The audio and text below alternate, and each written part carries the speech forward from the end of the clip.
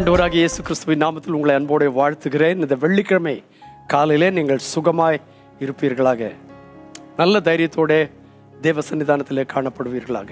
இந்த நாளில் நியாயாதிபதிகளின் புஸ்தகத்திலிருந்து ஒரு பகுதியை நான் வாசிக்கிறேன். 6ஆம் அதிகாரத்தின் 12ஆம் வசனத்தில், கர்த்தருடைய தூதனானவர் கிதியோனுக்கு தரிசனமாகி, பராக்கிரமசாலியே, கர்த்தர் உன்னோடே இருக்கிறார் என்றார். மிக அழகான ஒரு வார்த்தை. அந்த சூழ்நிலை நீங்கள் காண வேண்டும்.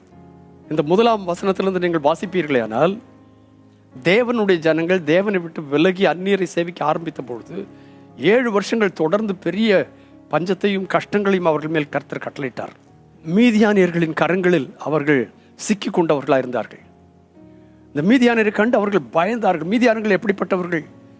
அவர்கள் வரும்போதெல்லாம் இந்த இஸ்ரவேல் ஜனங்களில் அல்ல, தேவனுடைய ஜனங்களின் பொருட்களை ஆக்கிரமித்துக் கொள்வார்கள். அவருடைய விளைச்சலை கொண்டு போய் விடுவார்கள். ஆடு மாடுகளை ஓட்டி கொண்டு போய் விடுவார்கள். அவர்களால் ஒன்றும் செய்ய முடியல. வாக்கினாலே இந்த ஜனங்கள் பதுங்கி பதுங்கி வாழ்ந்தார்கள். தானியங்களை வெளியே கொண்டு காயப்பட முடியாது, போரடிக்க முடியாது. அப்படிப்பட்ட ஒரு நாளில் தான் கர்வாலி மரத்தின் கீழே கர்த்தர் தூதன் வந்து உட்காரும் போது, இந்த கிதியோன் தன்னுடைய தானியங்களை போரடித்து கொண்டு, எல்லாரும் ஓடி ஒளிஞ்சு கொண்டிருக்கிற நேரத்தில் தைரியமாக தன்னுடைய தானியங்களை போரடிக்கிற தான வேளையில கர்த்தர் அவனை பார்த்து சொன்னார், நீ எப்படிப்பட்டவனாக இருக்கிறார்? பராக்கிரமசாலியே, கர்த்தர் உன்னோடு இருக்கிறார். God never chooses people of personality, but always chooses people of responsibility. இவன் உத்தரவாதத்தோடு மற்றவர்களெல்லாம் ஓடி ஒளியும் பொழுது, தன்னுடைய உத்தரவாதத்தை நிறைவேற்றும் பொழுது கர்த்தர் அவனை பராக்கிரமசாலியே என்று சொன்னார். அதோடு நிறுத்திவிடவில்லை. அந்த கிதியோன் தன்னை குறித்து சொல்கிறான், ஆண்டவரே, நான் ரொம்ப சின்னவன், நீர் எங்களோடு கூர்ந்தால் இவைகளெல்லாம் எங்களுக்கு எப்படி நேரிடும்? கடந்த 7 வருஷ கஷ்டங்கள் எங்களுக்கு எப்படி ஏற்படும்? சத்துருக்கள் எங்களை மேற்கொண்டிருக்கிறார்களே எப்படி? மாத்திரமல்ல, அந்த வேளையில கர்த்தர் சொன்னார், நீ அதெல்லாம் பற்றி நீ worry பண்ணாதே, அதை நான் பார்த்துக் கொள்வேன். உனக்கு இருக்கிற இந்த பலத்தோட போ, நீ இஸ்ரவேலை மீதியானின் கைக்கு நீங்களாக்கி ரட்சிப்பாய். அதை சொல்லிட்டு ஒரு அழகான காரியத்தை சொன்னார், உன்னை அனுப்புகிறவர் நான் அல்லவா? ஓ glory to God.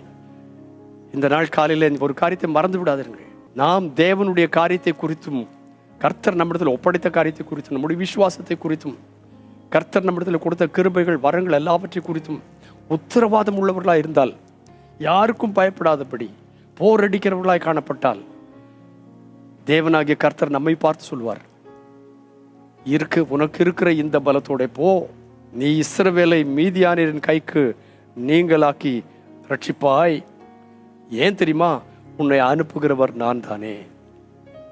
அப்பொழுதும் அவன் நம்பாதபடி சில கேள்விகளை கேட்டான். அந்த கேள்விகளுக்கெல்லாம் கர்த்தர் பதிலை தந்து கிதியோனை பராக்கிரமசாலியாய் அனுப்பினார். ஒருவேளை உங்களுக்கு உங்களுடைய பலம் தெரியாமல் இருக்கலாம். உங்களுடைய குடும்பத்திலெல்லாம் நான் சிறியவன், எனக்கு ஒன்றும் தெரியாது, நான் என்ன செய்வேன் என்று சொல்லலாம். நீங்கள் எவ்வளவு சிறியவர்களாக இருந்தாலும், ஒன்றும் தெரியாதவர்களாக இருந்தாலும், உங்களை பலப்படுத்தி உங்களை அனுப்புகிறவர் சர்வ வல்லமுள்ள தேவனாகிய கர்த்தர்.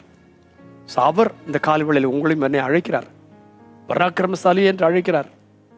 உனக்கு இருக்கிற இந்த பலத்தோட போ என்று சொல்லுகிறார். இந்த தேசத்திற்கு சுவிசேஷத்தை விதைக்க, ஆண்டவரை பற்றி அறிவிக்க, கர்த்தருக்காய் வாழ இந்த காலவேளையில அப்படிப்பட்டதான் ஒரு பலனையும் கிருபையும் தேவனாகிய கர்த்தர் நமது மேல் அனுப்புவாராக. பரிசுத்தமுள்ள எங்கள் நல்ல பிதாவே, இந்த நாளிலே தந்த இந்த வார்த்தைகளுக்காக உங்களுக்கு நான் நன்றி சொல்கிறேன். இந்த வார்த்தைகளின்படியே நீர் எங்களை கர்த்தாவி மீதியானவர்களுக்குள்ளே அனுப்புகிறீர். நாங்கள் அங்கே செல்லும் பொழுது இஸ்ரவேல் ஜனங்களை மீட்டு அவர்களுடைய கையிலிருந்து மீட்டுக் கொள்ளத்தக்கதாக நீர் என்னையும் எங்களையும் பலப்படுத்தி உபயோகப்படுத்தும். கடைசி நாட்களிலே நாங்கள் கர்த்தருக்கு சேவை செய்ய எனக்கும் எங்களுக்கும் ஒத்தாசைப்படும். பிள்ளைகளுடைய எல்லா தேவைகளிலும் கர்த்தர் கூட இருக்கும். பலப்படுத்தும், ஆசீர்வதியும். இயேசு கிறிஸ்துவின் நாமத்தில் வேண்டுகிறேன் பரிசுத்த பிதாவே, ஆமேன், ஆமேன். நீங்கள் புறப்பட்டு போகும்பொழுது நீங்கள் தனியாய் போகவில்லை. உங்களை அனுப்புகிறவர் உங்கள் தேவனாகிய கர்த்தர். என்னை அனுப்புகிறவரும் அவரே. இந்த வார்த்தைகளால் கர்த்தர் நம்மை தொடர்ந்து ஆசீர்வதிப்பாராக. God bless you again and again and again. Amen.